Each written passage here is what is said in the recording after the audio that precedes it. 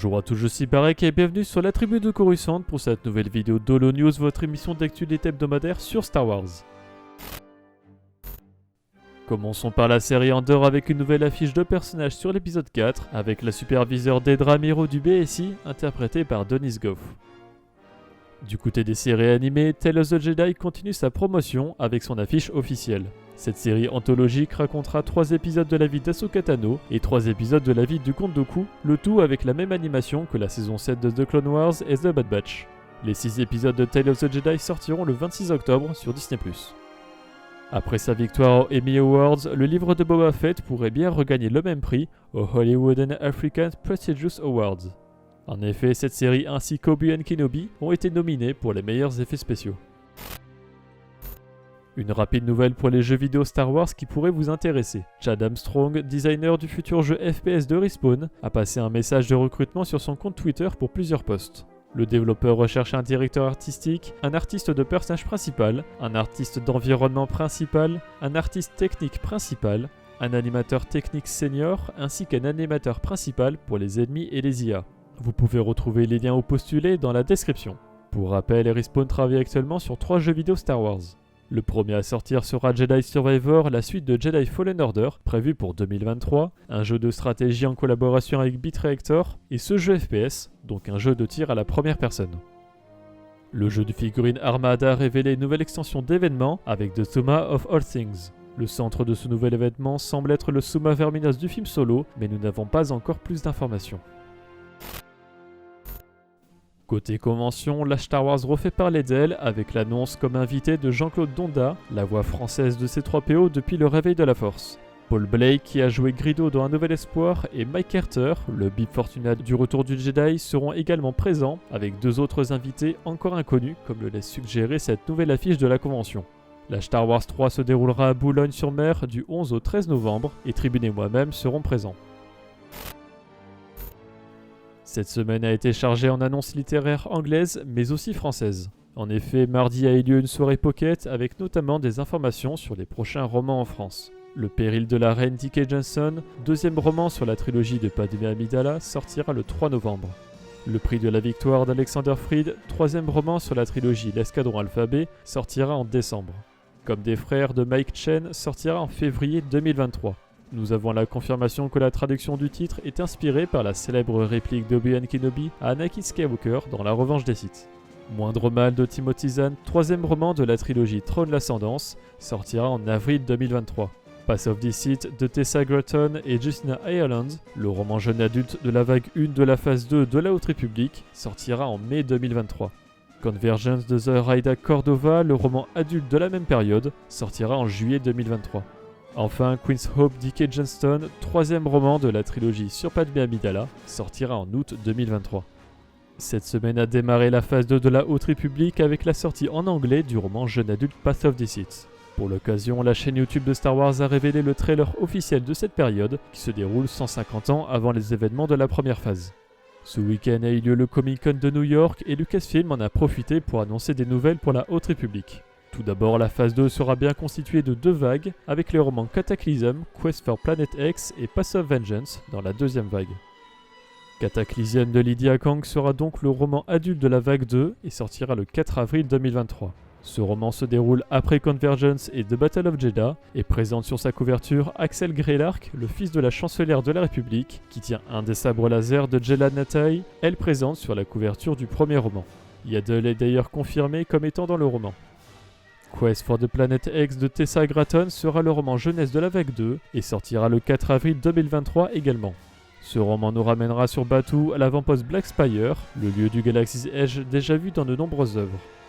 Path of Vengeance de Cavan Scott sera le roman jeune adulte de la vague 2 et sortira le 2 mai 2023. Ce roman sera la conclusion de la phase 2 et se déroulera sur Dalna. D'après la couverture, ce roman fera un lien avec les Nils, entre autres. Yoda in the Youngling sortira en octobre 2023 et sera un livre pour enfants de Charles Soule et sa fille Rosemary Soule, avec notamment Yoda et Buryaga. Un roman anthologique sur toute la Haute République a été annoncé. Il sera constitué de 9 nouvelles écrites par 9 auteurs de la Haute République et sortira en juillet 2023. L'histoire de The Ride à Cordova se déroulera pendant la phase 2, celle de Tessa Gratton, Lydia Kang et George Mann entre les phases 1 et 2, celle de Daniel José Holder du milieu à la fin de la phase 1, et celle de Claudia Gray, Justina Ireland, Charles Soule et Kevin Scott entre les phases 1 et 3. The Age of Violence Precedent marque le retour des mangas de la Haute République avec une nouvelle série qui commencera en mai 2023. The Blade numéro 4 de Charles Soule, le dernier numéro de la mini-série sur le passé de Porter Engel, a droit à une couverture alternative. Le premier numéro de The High Republic de Kevin Scott a droit à un extrait sur la ville sainte de Jeddah qui sera au centre de l'histoire et sortira le 12 octobre. Nous avons la présentation des nouveaux personnages de Cradon et les Twinkle Sisters qui seront introduits dans le deuxième numéro de The High Republic. The High Republic numéro 5 a lui droit à une couverture alternative. Quest of the Jedi, le one-shot de Claudia Gray, sortira le 8 février et racontera l'arrivée de deux Jedi sur l'ancien monde d'Angkor où la Force fonctionne de manière mystérieuse. Pour les beaux livres, Chronicles of the Jedi, An Illustrated Guide to the Galaxy's Golden Age, qui sortira le 28 février, sera un guide in-universe de la Haute République et apportera de nombreuses informations et illustrations sur cette époque. Nous avons d'ailleurs eu droit à plusieurs extraits intéressants.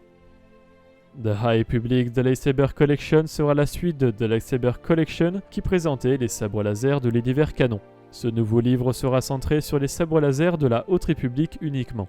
Ce livre étant annoncé pour le printemps 2024, on peut s'attendre à ce qu'il inclue les 3 phases de la Haute République. En dehors de la Haute République, il y a également eu beaucoup d'annonces sur les romans, les comics, les mangas et les beaux livres. En effet, Rise of the Red Blade de Delilah S. Dawson sortira le 18 juillet 2023 et racontera l'histoire d'Iskat, une inquisitrice introduite dans la série de comics Dark Vador, le Seigneur Noir des Sith. Iskat est une Jedi survivante de l'Ordre 66 qui se tourne vers le côté obscur et rejoint les Inquisiteurs dans l'espoir de découvrir la vérité sur son passé. Sana Staros sera une nouvelle mini-série de comics sur le personnage de Sana, très présente dans la série Star Wars de 2015 et actuellement dans la série Dr. Aphra de 2020. Le premier numéro sortira en février 2023 et la couverture principale ainsi qu'une couverture alternative et 2 extraits ont été révélés. Revelation sera un one-shot qui réunira les séries Star Wars, Dark Vador, Dr. Aphra et Bounty Hunters, alors au cœur de Hidden Empire, pour annoncer le futur de Star Wars en comics à cette époque.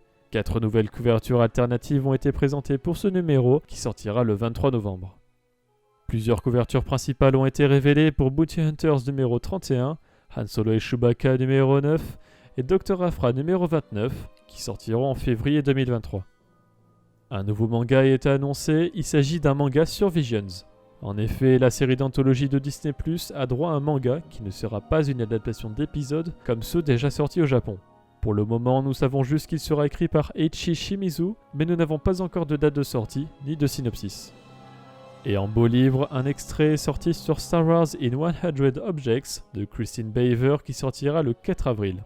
Ce livre reviendra sur l'histoire de 100 objets de Star Wars, avec ici le Bliss, un instrument de musique que porte Yoda sur Dagobah dans l'Empire contre-attaque. Enfin, Star Wars Timeline sortira le 2 février au Royaume-Uni et le 7 février aux États-Unis et racontera toute l'histoire de Star Wars dans l'ordre chronologique en couvrant les films, les séries, les comics, les romans et plus encore. Dans cet extrait, nous voyons les premiers jours de la Nouvelle République avec la formation des premiers Jedi de Luke Skywalker et les premières aventures de Poe Dameron. Côté sortie, l'épisode 5 de la série Andor est disponible sur Disney+.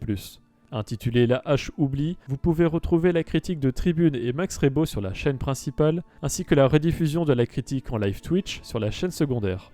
En français sont sortis 3 mangas chez Nobidobi. On y retrouve Un équilibre fragile tome 2 qui fait partie de la vague 3 de la phase 1 de la Haute République, Leia princesse d'Alderaan, la première partie de l'adaptation du roman éponyme, et Luke Skywalker Légende, l'adaptation de 4 des 6 histoires du roman éponyme.